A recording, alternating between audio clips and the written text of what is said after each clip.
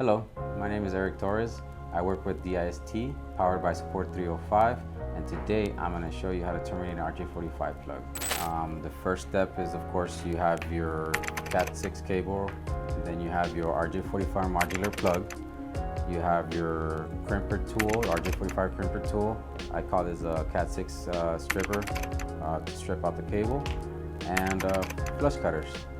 We're going to start off with the stripper tool here. Give it an inch, 2 inch, give or take, from the end of the cable. Put a little pressure here, twist it once, one way, and you twist it the other way. Sorry. Twist it the other way, and then snap it. And it cuts exactly where you did the stripper. Take the sleeve out. That's discarded. Inside of the cable you have this little, I call it like a little tie. You don't really need it to do the termination, so I usually as well I discard it as well. And some cables, not all manufacturers, provide this little flap, whatever you want to call it, like paper. It's mostly for the twisted pair, so you just have more unwinding twist between all the pairs. I like to also take that out as well, discard it, and you have all your 4 pairs here, 1, 2, 3, 4 pairs, which is an 8 conductor cable. Then you follow your standard color code coordination, which is called the standard 586B. There is a 586A, but nobody usually uses it anymore. Some tools have it, they tell you how to color code it depending on your standard. Like I said, we always use standard B. I memorize it, so I don't need to really look at it. So I start off by going on a pair, untwisting the pair, and straightening out each conductor. I will tell you the colors that we follow the code. It's white, orange, orange, white, green, and you have solid blue. And after your solid blue, it's your white blue. Then you got your solid green, white brown, solid brown. Now try to get all the pairs, all the conductors straight as possible, like I'm doing here.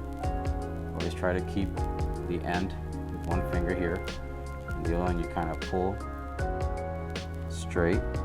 Kind of keep it all straight because it's going to go in the connector straight. And this is when the flush cutter tool comes in handy. I already know more or less how much length I should leave from the edge of the sleeve to the tip of all the conductors. So I just do this. You see the flush, that's why it's called the flush cutter. It makes it nice and flush cut. After you do that, you double check again that you have your color code correctly, which is white, orange, orange, white, green, solid blue, white, blue, solid green, white, brown, solid brown.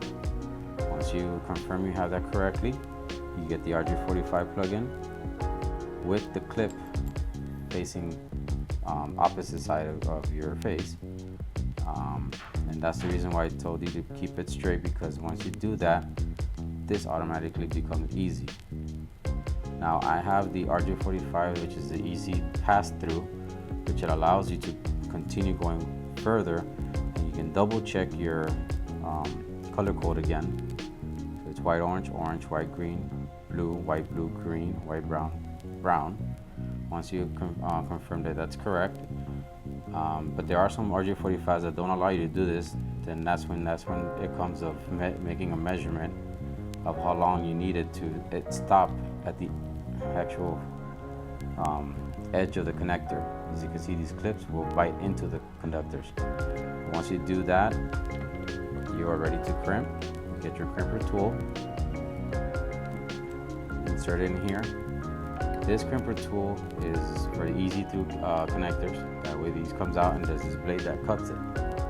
The other ones, this also works for the other RJ45s that don't have the pass-through. It will still crimp it, but it doesn't require cutting, so it's not going to affect anything. Once you have that in place, just crimp it down.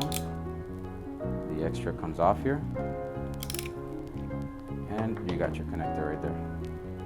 And that's how you terminate an RJ45. And you do it as well on the other side of the cable. Do it as well, and that's when you do your testing as well. If you ever need audio and video services, feel free to give us a call or go to our website, dist.com.